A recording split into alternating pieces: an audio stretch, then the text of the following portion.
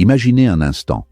Vous êtes un jeune entrepreneur, plein d'idées et d'ambition, mais chaque jour semble une course folle contre le temps. Vous savez que le succès n'est pas seulement une question de chance, mais de stratégie. Et pourtant, vous vous sentez parfois perdu, dispersé, comme si vos efforts n'avaient pas de direction claire. Et si je vous disais que la clé pour transformer vos rêves en réalité réside dans un principe simple mais puissant, la planification organisée? Oui, cette méthode a été étudiée et recommandée par Napoleon Hill, le maître du succès entrepreneurial. Une planification bien structurée ne se contente pas de vous faire gagner du temps. Elle transforme vos idées en actions concrètes, réduit vos erreurs et vous place sur la voie rapide vers vos objectifs. Dans cette vidéo, je vais vous révéler comment structurer vos plans de manière intelligente, comment garder le cap même face aux obstacles, et surtout, comment rester motivé jusqu'au succès. Restez avec moi jusqu'à la fin, car les leçons que vous allez découvrir pourraient bien changer votre manière de travailler, pour toujours. Leçon 1. Définir des objectifs précis. La précision est l'élément qui transforme un simple souhait en une destination concrète. La plupart des gens échouent non pas par manque de talent, mais parce que leur vision est floue. Dire « je veux réussir » est une déclaration d'intention vide de substance technique. C'est un mirage qui s'éloigne à mesure que l'on avance. Pour qu'un objectif devienne un moteur, il doit être défini avec la rigueur d'un architecte. Cela signifie qu'il doit répondre à des critères de mesure stricts. Si vous ne pouvez pas quantifier votre progrès, vous ne pouvez pas gérer votre succès. L'importance de la date d'échéance ne peut être sous-estimée. Le temps est une ressource élastique. Si vous ne lui donnez pas de limite, la tâche s'étendra pour occuper tout le temps disponible, selon la loi de Parkinson. En fixant une date précise, vous créez une tension créative saine. Cette pression temporelle agit comme un catalyseur pour la prise de décision. Sans échéance, l'esprit humain a tendance à s'égarer dans les détails insignifiants, remettant à demain ce qui nécessite une attention immédiate. L'échéance est le pont entre le rêve et la réalité. Le processus de définition doit également inclure le pourquoi. Derrière chaque chiffre ou chaque titre convoité, il doit y avoir une motivation intrinsèque. Pourquoi voulez-vous accomplir cela exactement? Cette clarté émotionnelle soutient la clarté technique. Lorsque les obstacles surgissent, et ils surgiront, la précision de votre objectif initial servira de boussole. Un objectif bien défini est une promesse que vous vous faites à vous-même, écrite avec suffisamment de détails pour que votre subconscient commence à chercher des solutions avant même que vous ne commenciez à travailler. Leçon 2. Établir des priorités.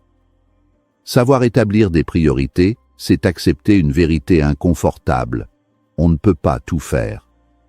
L'efficacité ne consiste pas à vider sa liste de tâches, mais à s'assurer que les tâches qui comptent vraiment sont accomplies. La distinction entre l'urgent et l'important est le socle de la gestion stratégique de soi. L'urgent est souvent dicté par les autres, courriels, notifications, demandes impromptues.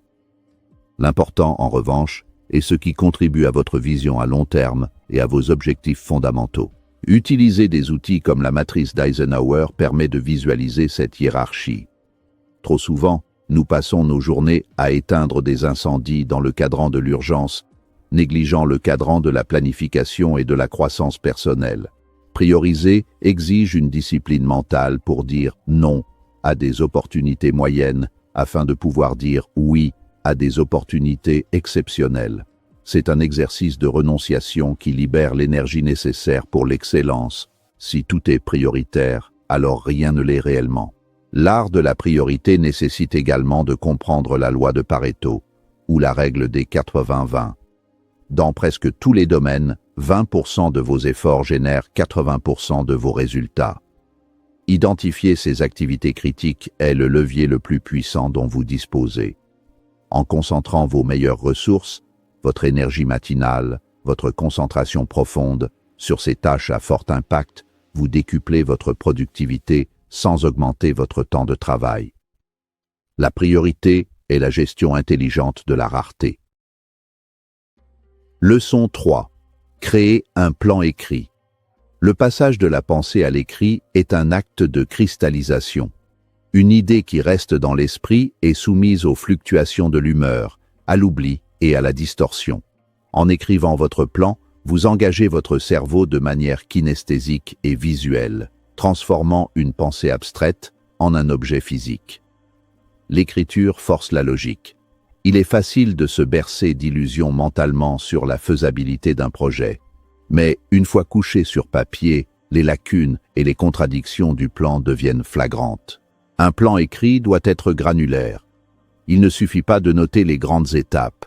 Il faut décomposer chaque phase en actions si petites qu'elles ne génèrent aucune résistance psychologique. Cette décomposition réduit l'anxiété liée à l'ampleur de la tâche. Chaque action doit être associée à une ressource et à une échéance. Ce document devient alors votre feuille de route opérationnelle, vous libérant de la charge mentale de devoir décider quoi faire à chaque instant. Votre cerveau peut ainsi se concentrer sur l'exécution plutôt que sur l'organisation. De plus, le plan écrit sert d'archive et de preuve. En période de doute, relire votre plan initial vous rappelle la logique qui vous a poussé à commencer. C'est aussi un outil de communication essentiel si vous travaillez en équipe. L'écrit élimine les ambiguïtés et aligne les efforts de chacun. Que ce soit sur un carnet, un tableau blanc ou une application numérique, le support importe moins que la permanence de la trace. Le plan écrit est le contrat que vous signez avec votre futur succès. Leçon 4. Évaluer et ajuster régulièrement. La rigidité est l'ennemi de la réussite durable. Un plan n'est qu'une hypothèse de départ basée sur les informations disponibles au moment de sa conception.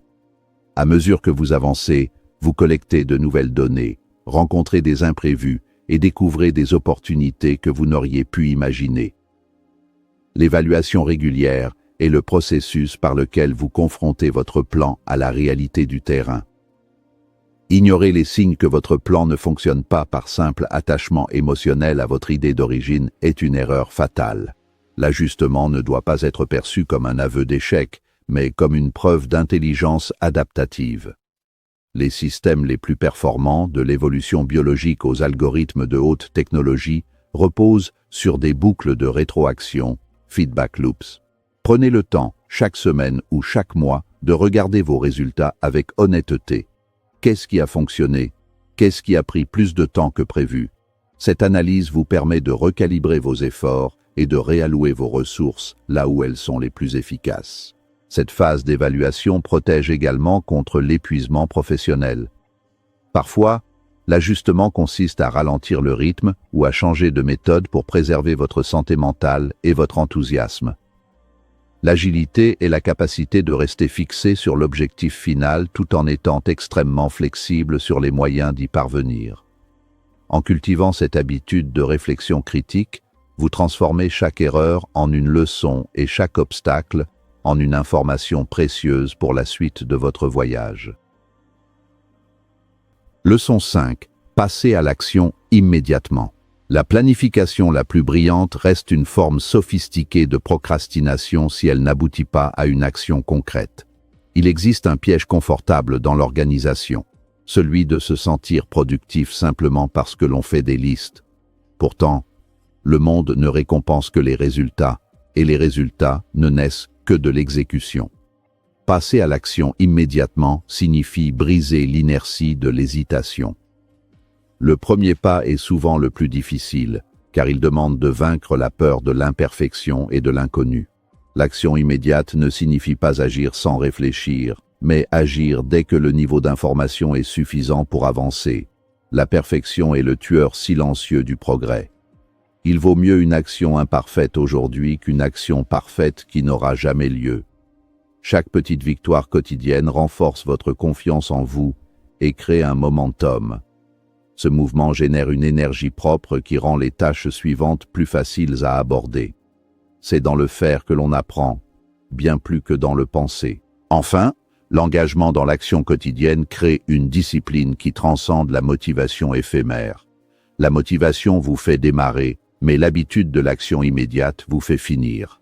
En vous forçant à accomplir au moins une tâche significative chaque jour, vous transformez votre plan en une réalité vivante.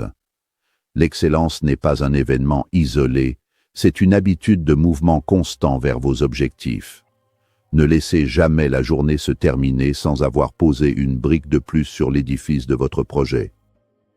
La planification organisée n'est pas simplement un outil, c'est un véritable mode de vie entrepreneurial.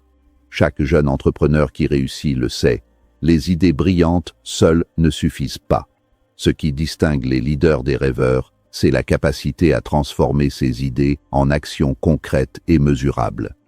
Lorsque vous commencez à planifier vos journées, vos semaines et vos projets avec méthode, vous créez un système qui vous permet de garder le contrôle, même quand tout semble chaotique. Vous réduisez le stress, augmentez votre productivité et surtout, vous progressez chaque jour vers vos objectifs. Rappelez-vous les 5 leçons. Définissez des objectifs précis, établissez vos priorités, écrivez votre plan, évaluez et ajustez, et surtout, agissez maintenant. Ce sont ces étapes simples mais puissantes qui transforment un jeune entrepreneur motivé en leader accompli. Alors prenez votre carnet, notez vos idées, structurez vos plans et commencez dès aujourd'hui. Parce que le succès ne se trouve pas par hasard, il se construit un plan à la fois.